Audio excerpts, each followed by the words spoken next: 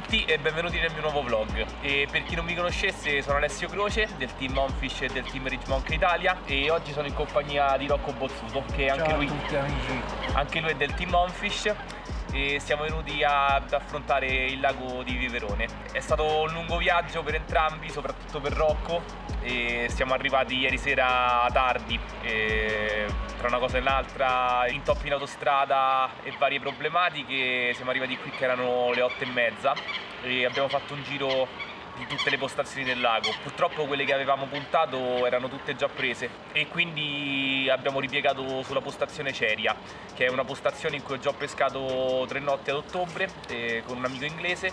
Non abbiamo avuto risultati, ma conosco già la postazione, quindi diciamo che calare le canne stamattina sarà molto più facile. Ieri non abbiamo calato le canne, era tardissimo e stamattina c'era una gran nebbia, quindi abbiamo deciso di aspettare e adesso che la nebbia si è diradata andremo a calare i nostri inneschi. Probabilmente una delle 2 postazioni che abbiamo puntato, cioè o la Topaia o Maresco, si libereranno domenica e quindi se questo succederà ci sposteremo. Nel frattempo vi teniamo aggiornati su quello che succede questi 3 giorni.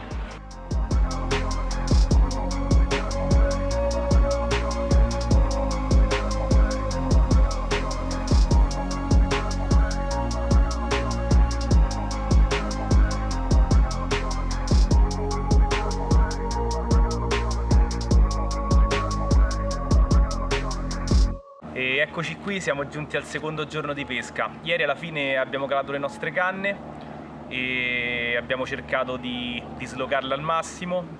Tu Rocco, le tue come le hai messe? Allora io più o meno le ho messe sui 10, 10 e mezzo, un'altra sugli 11 per evitare un po' tutti questi gamberi che ci sono qui in questo lago. Sì, il disturbo dei gamberi è molto elevato, abbiamo visto qui chele e situazioni varie, però nonostante questo io ho deciso di provare sull'acqua bassa. Ho guainato le mie palline, sto pescando con delle Hot Fish and Garlic Bait del 24 che di loro sono già belle dure, solo che con i gamberi non c'è niente da fare, le boilies vanno guainate. E sto pescando in dei buchi negli erbai, uno sui 3,5 metri e l'altro veramente in poca acqua, meno di 2 metri. Abbiamo visto 2 bei pesci saltare su quella fascia d'acqua, quindi cerchiamo di sfruttarle anche quel più possibile. E abbiamo cercato di pescare in team, quindi di dividerci i settori e vedere quale paga.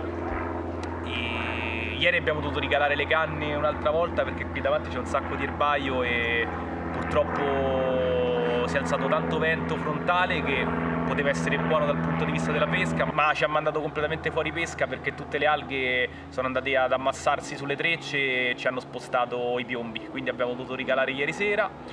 Io stamattina ho ricalato le mie canne, vista il disturbo dei gamberi e niente, vediamo come procede. Purtroppo non pensiamo di poterci muovere domani, forse lunedì, ma giovedì dobbiamo andarcene, quindi dobbiamo decidere se rimanere qui e sfruttare al 100% questa postazione oppure spostarci.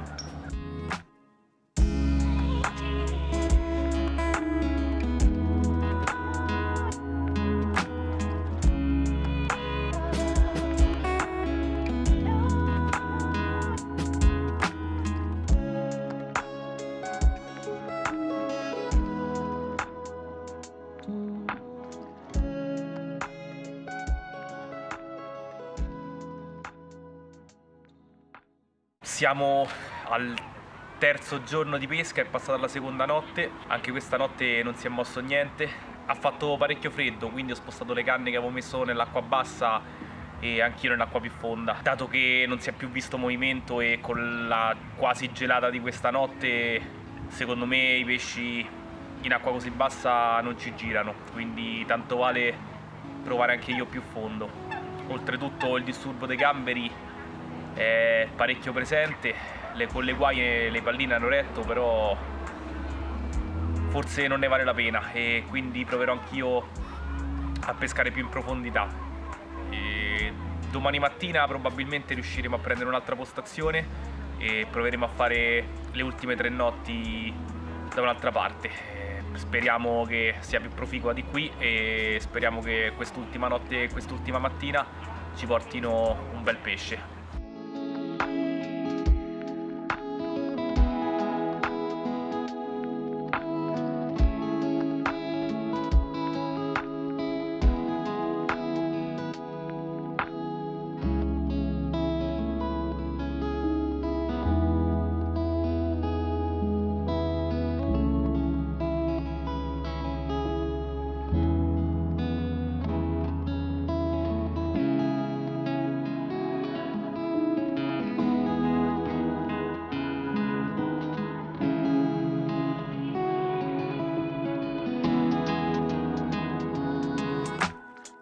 Alla fine ci siamo spostati, il ragazzo che era qui a Maresco ci ha ceduto il posto, ci siamo mossi la mattina presto per assicurarci di prendere la postazione.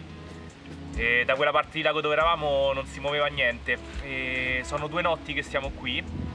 La prima notte abbiamo avuto una grossa perturbazione, purtroppo non c'è stato tempo di fare video perché tramonta, calate abbastanza difficili, tutto è stato abbastanza massacrante. Purtroppo la mattina ci siamo trovati con una bella sorpresa, o meglio una brutta sorpresa.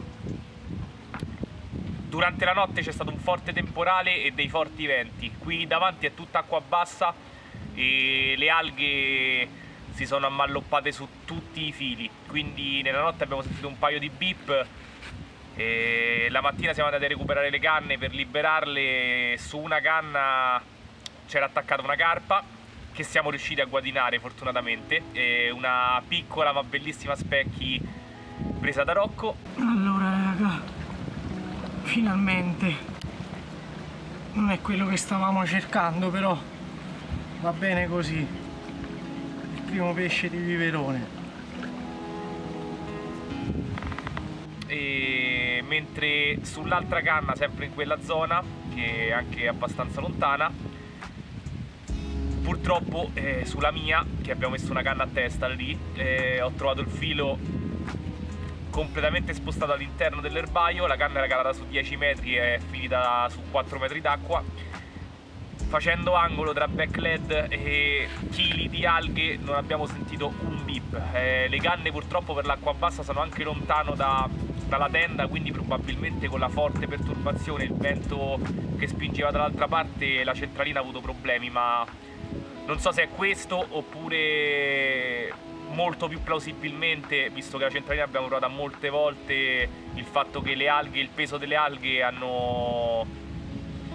il pesce l'ha usato da ancora, diciamo, non riuscendo a tirare più di tanto si è spostato lateralmente. Però finalmente la nota positiva è che stiamo sul pesce e le nostre strategie sono rimaste invariate, quindi terminali lunghi per adagiarci sul fondale morbido che si trova in questo lago, un blowback rig con un amo del 4. La sessione precedente in cui sono venuto qui ho usato l'helicopter rig, solo che è un tipo di presentazione, un tipo di leader che su queste profondità e su questo tipo di laghi, pescando dalla barca, attenzione, perché al lancio sarebbe la mia soluzione ideale, accorcerei di molto il terminale e pescherei sicuramente l'elicottero, ma calando dalla barca, se c'è vento, pasturando, ci si sposta troppo sopra il terminale che rischia di andarsi a ingarbugliare. L'altra volta mi sono trovato una volta il terminale ingarbugliato. Essere in pesca con una canna che magari sta lì 2 giorni è fondamentale, quindi ho optato per una lead clip e uno spezzone di fluorocarbon come al mio solito dello 0,60 lungo 2 o 3 canne, e in bobina ho un trecciato, per l'esattezza il Dashend di Ridge Monkey, che scende tantissimo e ci terrà il filo ben disteso sul fondale, evitandoci l'uso di eccessivi backlead. La seconda notte, cioè questa notte appena passata, siamo riusciti finalmente a salpare altri 2 pesci su una calata dalla parte opposta davanti a un molo. Fa un angolo, ci sono parecchie ninfee da una parte e dei moli dall'altra, c'è un gradino abbastanza pronunciato, abbiamo calato su 10 metri d'acqua, diciamo ci è sembrato un punto di sicuro passaggio / stazionamento dei pesci. Siamo stati ripagati, purtroppo 2 pesci di piccola taglia, ma per come si era messa già scappottare è tanto. Finalmente anche io riesco a scappottare in questa sessione. Purtroppo niente di grande, 2 belle reginotte di un bel ceppo, sicuramente cresceranno bene, però abbiamo sverginato questo lago. Ci rimane un giorno, una notte e domani mattina smontiamo presto, ma puntiamo a qualcosa di più grande. Incrociamo le dita e continuiamo. Il secondo dei 2 pesci, partito sempre sullo stesso spot. Questa è partita alle 5 di stamattina. Una regina dalla genetica perfetta, delle pinne giganti, sarà sopra i 10 kg, un bel pesce. Speriamo che arrivi la madre a fare visita ai nostri inneschi. Adesso la rilasciamo.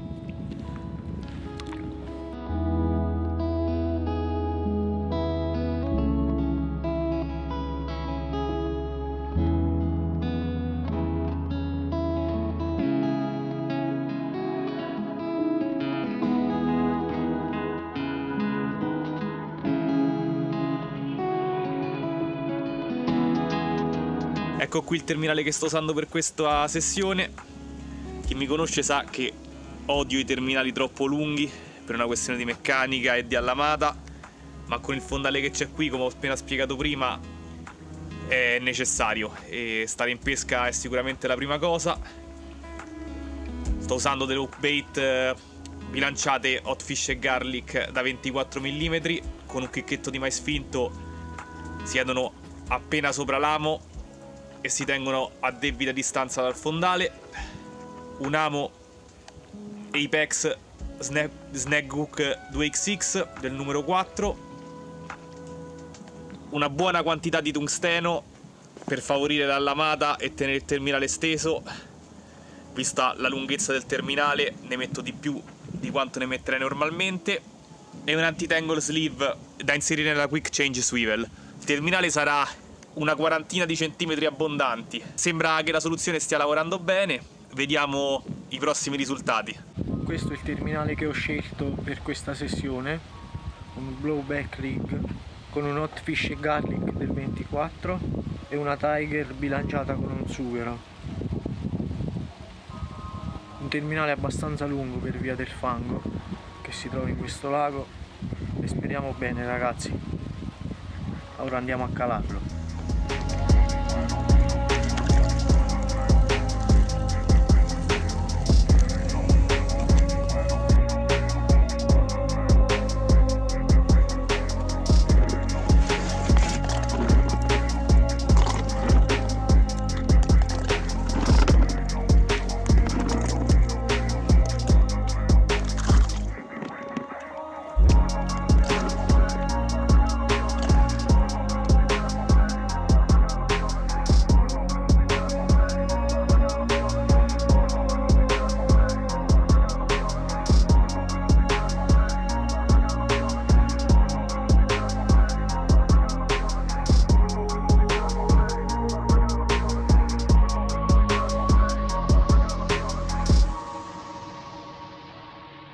Ecco ragazzi, finalmente un bel pesce in quel di Viverone. Erano questi pesci che stavamo cercando. Speriamo ci venga a trovare qualcosa di meglio nella notte. Bella ragazzi, dai, spero ci aggiorneremo presto con un altro bellissimo pesce. E dai, direi che ci stiamo avvicinando al target. Bellissimo pesce. Magnifico, direi. Andiamola a rilasciare.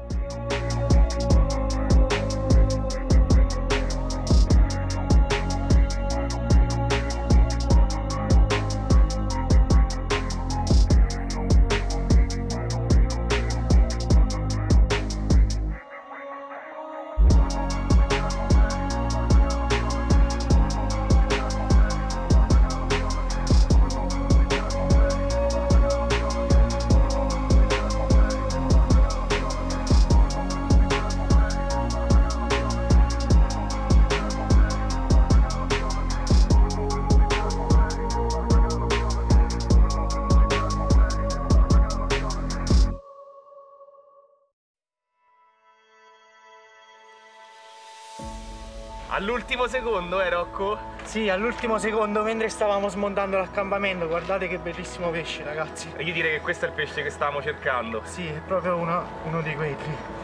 Bellissimo pesce. Partita su un hot fish e garlic e una tiger bilanciata su un blue back rig. Un fantastico pesce. Dai, speriamo succeda qualche altra cosa mentre finiamo di mettere a posto, no Alessio? Io direi che speriamo che succeda la magia, ma stiamo benissimo così e con questa direi che vi salutiamo. Alla prossima, è stata una sessione sudata, ma alla fine è andata bene. A presto ragazzi.